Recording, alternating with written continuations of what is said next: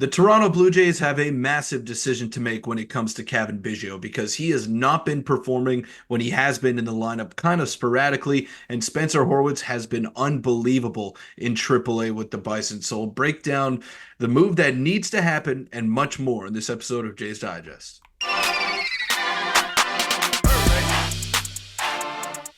What's up, Jays fans? I'm your host, Peter Vroynis, alongside host Nick Gosse. And Cavan Biggio has not been cutting it for the Toronto Blue Jays. There's no other way to put it. But before we get into the video, Nick, I want to give some thoughts and our sincerest thoughts with Peyton Henry of the Buffalo Bisons. Suffered a freak injury in the game that ended up being postponed and not replayed by the Bisons there. And hopefully, we got an update today regarding him that he is okay and that he is talking and he's responsive, but beyond that, we don't really know what's going to happen with Peyton Henry. So wishing him all the best, hopefully a speedy recovery and hopefully a return to the game of baseball, the game that he loves. But today's video is going to be about Cavan Biggio, Nick, and just him not being able to deliver when he's in the lineup. And he's gotten chance after chance after chance with the Blue Jays, and he just can't do it for whatever reason. We all thought that he was going to be the third piece in that big three of Bo Bichette, Vladimir Guerrero Jr.,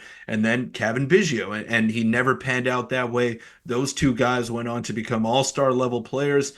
Biggio, anything but an all-star level player. I'm not going to say he's the worst player in the league because there are guys that have jobs that I don't think should have jobs.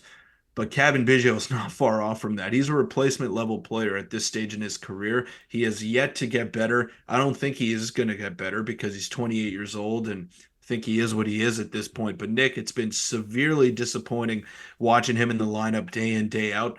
And he just doesn't do anything. I don't, like, there's no other way to put it. This guy, not useless, but he just doesn't do much for the Blue Jays when he is called upon. Yeah, and with all the other options in AAA, which we're going to get into in this video, I think a move could be coming very, very soon. Now, is Cavan Biggio the one that's going to get demoted? I'm not entirely sure, or let go, whatever it ends up being. But Peter, even in yesterday's game, which was a 14-inning affair and the Jays won, Biggio was, and this isn't a hate on Biggio video, this is a move needs to happen video. The Walk On Podcast said this, and it's a very interesting point. Cavan Biggio plays first, second, and left field, and occasionally third and right field. Horwitz plays first base, second base, and left field. I understand Schneider's extreme loyalty to Cavan, but switching Biggio for Spencer Horwitz at this point would definitely be what's best for the team. And I tend to agree. I mean, we've been talking about these moves with Aurelvis Martinez. Aurelvis Martinez may be coming up at some point. Addison Barger came up for a little bit.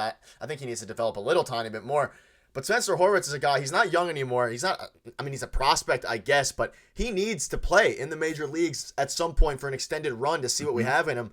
And I think replacing him with Biggio makes perfect sense. And we have other guys who can cover third base and right field. David Schneider plays left field now. You have IKF who can play everywhere on the infield. Like, he can play outfield as well.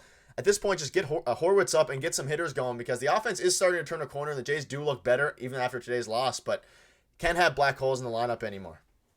No, and that's exactly what he is. I was going to use that term. You stole it from me. He's a black hole in the lineup, Nick. There's no other way to put it. And I understand that the Blue Jays' priority with Aurelvis Martinez and Addison Barger is development.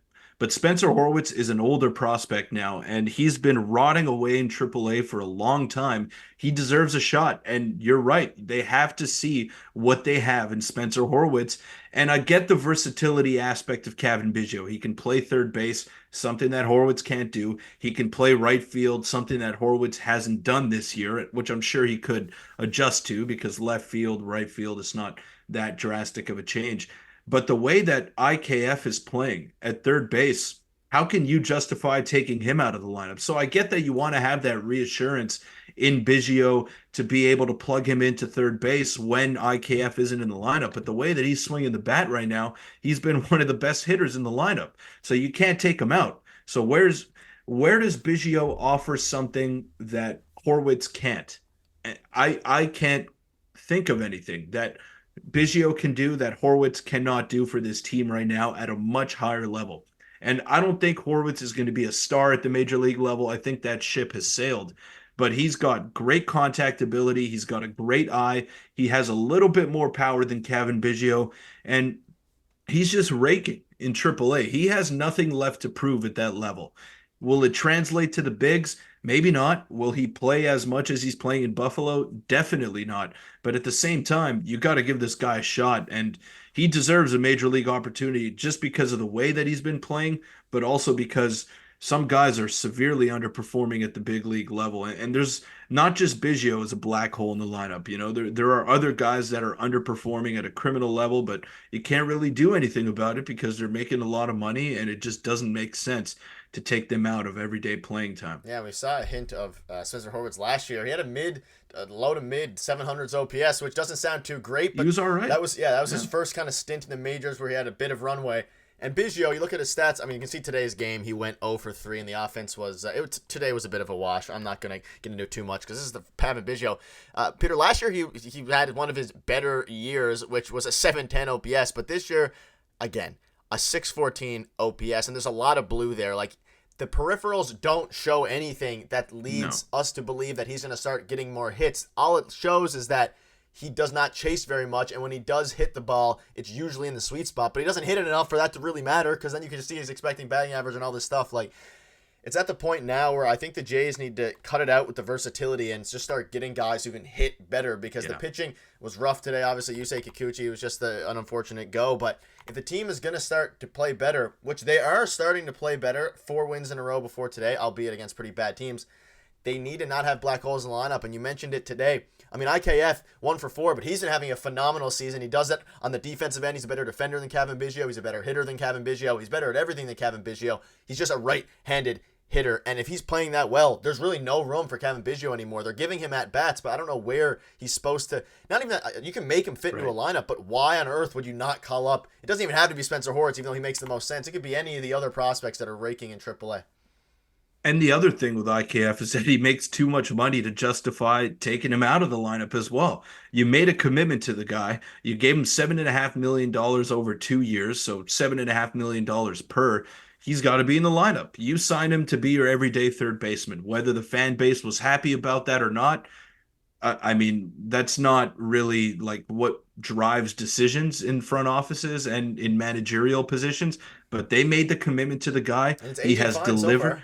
Yes, and he's delivered. He's delivered exactly. He hasn't been out of place. And maybe he had a rough start to the year, and we thought, oh boy, here we go, 2 more years of this. But he's turned it around, and you could tell that he plays hard, and he's got experience on winning teams with the New York Yankees. Like he's a guy that can be relied upon. Biggio has had his chances over and over again, and he's failed to capitalize on any of them. I'm not saying to release the guy, but he has options. You can send him down. It's not like you'd be losing him if you sent him to AAA. So might as well try it. And yeah, Biggio doesn't swing enough. He's way too selective at the plate. And when he does swing, he's not doing damage. He doesn't hit the ball hard. Pop those baseball savant numbers up for me again, Nick. Look at the bat speed. Look at the barrel percentage. Look at the average exit velocity. It's in the first percentile. He's swinging a wet noodle up there on a nightly basis when he's in the lineup. So at this point, I just don't really value him as a player anymore. And he had every chance to be a major leaguer. He's been given every opportunity. He hasn't taken advantage of it, and it's just frustrating to watch because the team is starting to turn the corner as a whole. They won 4 in a row. They look good before today. Vladdy is continuing to mash the baseball. Had 3 great swings today. Should have been 3 for 3 with a walk, but obviously got a little bit unlucky there late in the game. But Biggio's the only guy, and Kirk to a certain degree, but you got to play him every now and then, that just have not been producing, and it's frustrating. And the fan base deserves better because there is better in the minor leagues. Horwitz, if you don't want to sacrifice the development of Aurelvis Martinez and Addison Barger, you have a simple, easy solution, and that's to call up Spencer Horwitz, who has been tearing it up in AAA and has nothing left to prove at that level. And you see fans are not happy. There's multiple. You see Jays fans on Twitter. He's just become an umpire. You have this was his way back in yesterday night, how he just kept looking at pitch with the bases loaded, and it kind of reminds me of Santiago Espinal a bit, where they gave him all the chances in the world. He couldn't hit, and they ended up trading him off to Cincinnati, where he has continued to not hit, and they replaced him. And Biggio also could have ended the game Yeah, last night too yeah, if he just wore a pitch, yeah. if he just got hit. which his dad was pretty damn good at also. He was second in hit by pitches in his career. Didn't really get passed on in the genes. Let's put it that way. Yeah, and Espinal got traded, opened up the spot for Davis Schneider, who's been one of the best players on the Blue Jays team. So now if they, I'm not saying to trade Biggio, but if you move on from him, at least put him in the minors, get someone else up, maybe that'll have a similar effect. But I don't know. Let us know in the comments what your thoughts are on this. Any final thoughts, Peter, before we wrap up? Hopefully a move comes soon. I mean, we're all just waiting for a minor league move to come up because, I mean, Horwitz is not young either. It's not like he needs to develop anymore. He's No. the player he is. Same with Nathan Lucas, who I would much rather not have up, even though he's crushing it in AAA. Give other guys chances if the offense is going to continue to be lackluster, even though the major league core guys are starting to pick it up a little bit.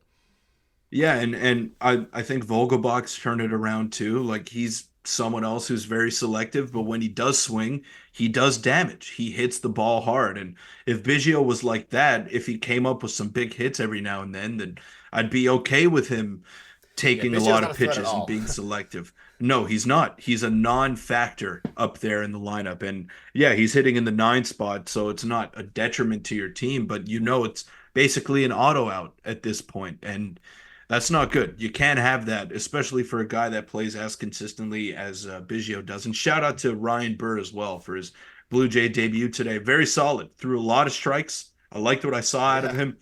Remains to be seen what his role is going forward. I'm sure he could maybe act as an opener now, but things are going to get a little bit tricky without Alek Manoah, at least for the foreseeable future here, Nick. But I liked what I saw out of him. Any thoughts on him there? Yeah, I predicted it in yesterday's video before it happened. I said he's going to be probably the guy who comes up if Manoah's hurt. He ultimately got hurt, and Ryan Burr came in. I mean, he dominated. He's 30 years old, but he dominated in AAA. And if you Solid. look back Just to solid. 20, yeah, Through strikes. 2021, he Yeah. had a very good year, 2.36 ERA or something like that. But let us know in the comments what your thoughts are on this. Hopefully the Jays can get going. I'm honestly not too upset about the loss today. I think they're trending in the right direction. It's just that if they make a little bit of tweaks, specifically Cavan Biggio, and just calling up the minor league guys, that would be much better. But if you want to check out a video from yesterday, click on your screen now, and we'll see you tomorrow.